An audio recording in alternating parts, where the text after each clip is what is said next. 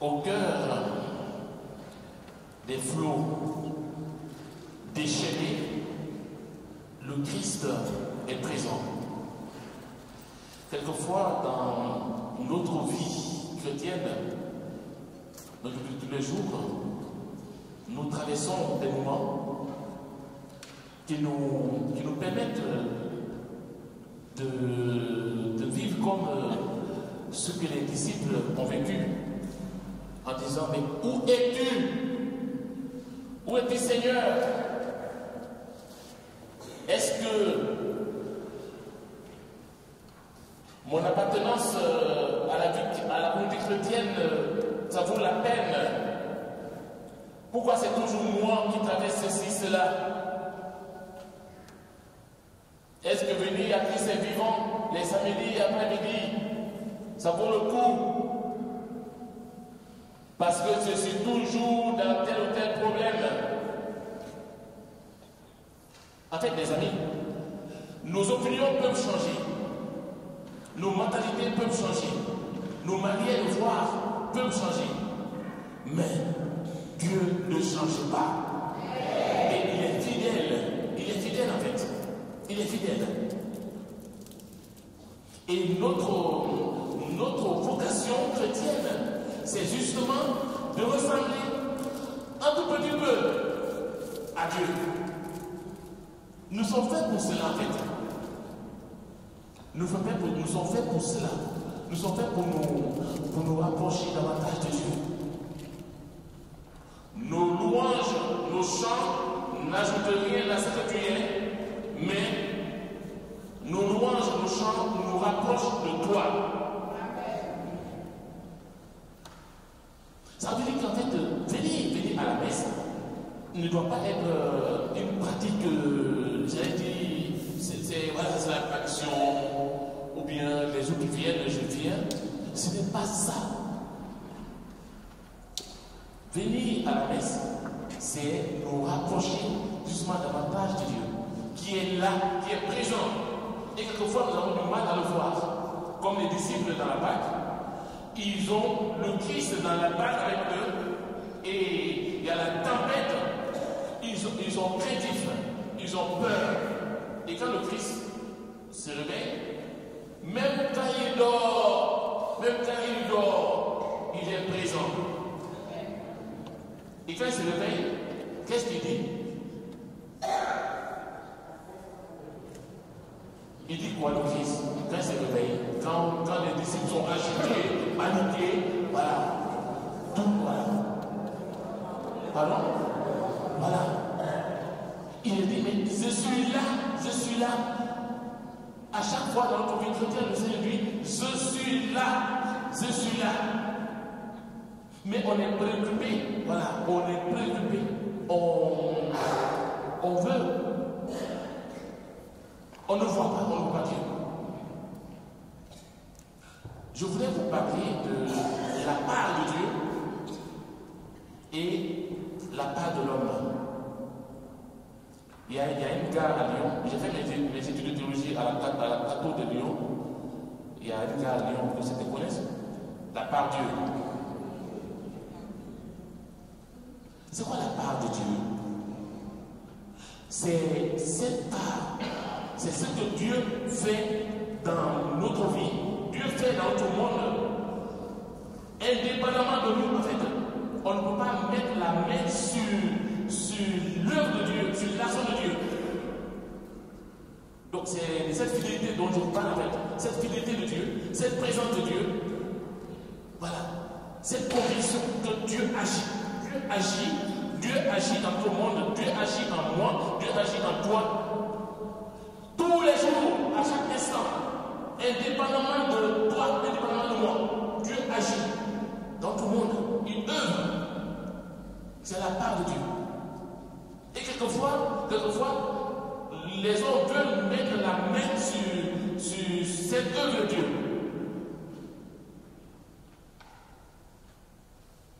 Ils veulent que tout soit comme cela.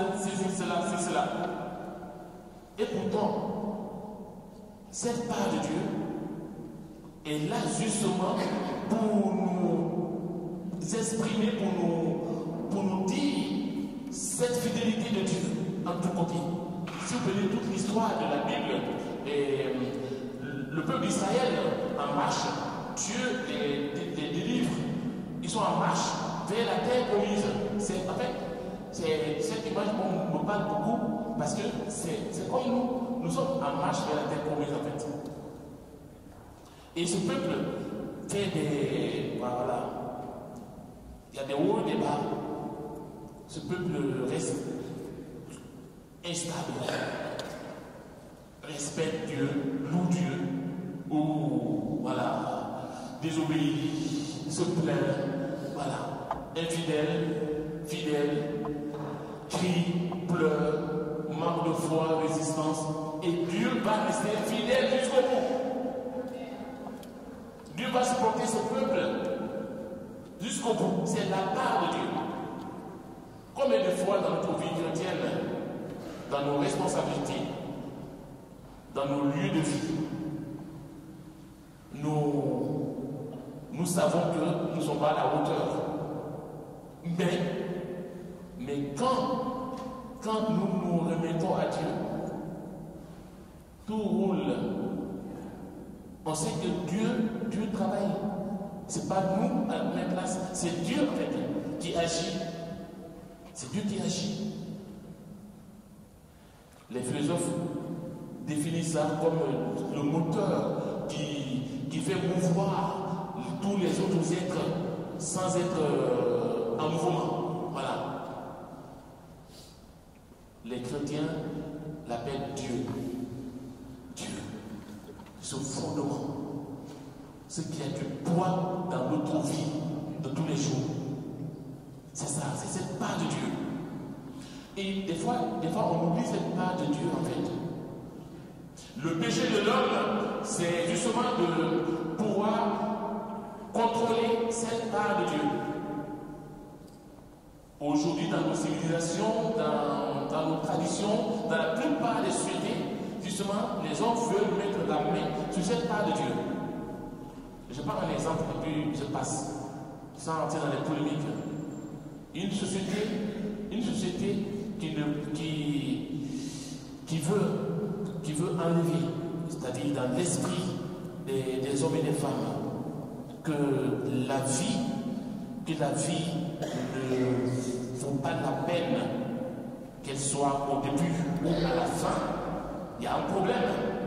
Parce que cette vie, c'est Dieu qui donne la vie, en fait. Dieu qui donne la vie. Vous avez compris, non? La parenthèse. Ok, j'en passe. Et donc, c'est la part de Dieu. C'est la part de Dieu, c'est la fête. On ne peut pas voter des lois par rapport à cette part de Dieu. Parce que c'est Dieu qui agit.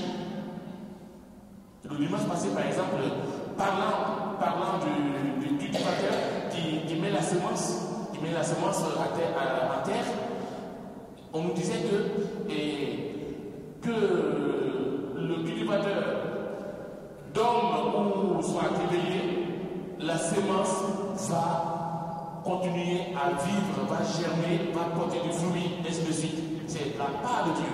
La part de Dieu. Ce que l'homme ne peut pas en fait stopper. Même si quelquefois on veut mettre la main là-dessus, on peut contrôler la part de Dieu. C'est quoi la part de l'homme? Notre part, c'est notre participation, notre collaboration justement à cette œuvre de Dieu. Et d'ailleurs, si vous prenez aussi l'Ancien Testament, le livre de la Genèse, Dieu remet à l'homme toute la création. Attends, passons entre nous. Qui peut être si bon que ça? Quel Dieu, quel homme peut être si bon, plus que Dieu, le Dieu de la Genèse,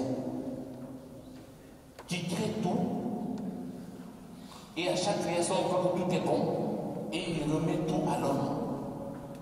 Il remet tout à l'homme. Il remet tout. La part de l'homme, notre part, c'est d'être collaborateur, pas collaborant, d'être collaborateur à cette œuvre de Dieu. C'est de participer à cette œuvre de Dieu. Donc, chaque fois que, par exemple, nous venons à la messe, nous participons à cette œuvre de Dieu, à l'agir de Dieu. Chaque fois que nous faisons le bien, nous participons à l'agir de Dieu. Mais quelquefois, nous avons du mal à participer jusqu'au bout parce que les épreuves, justement, nous empêchent. Parce que l'expérience de la vie, l'expérience quotidienne nous empêche et de reconnaître la part de Dieu et nous empêche de faire notre part à nous. Voilà pourquoi les disciples dans la Pâque vont être bloqués. Vont être bloqués. Sachant qu'ils ont le Christ avec eux, ils n'avaient pas à être craintifs. Et heureusement, ils vont connaître leur part. C'est quoi leur part?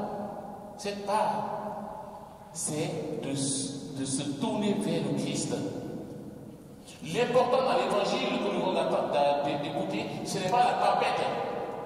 L'important, ce n'est pas la tempête qui, voilà, ce n'est pas les flots déchaînés.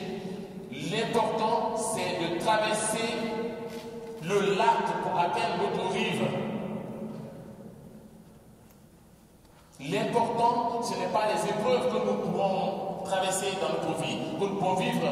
L'important, c'est de traverser ces épreuves parce que nous ne traversons pas seuls. Le Christ est avec nous. Dieu est avec nous.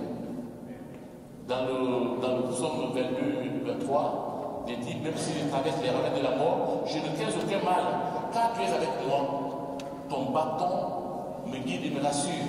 Le psalmiste n'a pas dit, je ne traverserai pas les remèdes de la mort. Et quelquefois, dans notre vie chrétienne, on croit qu'on est à l'abri de tout.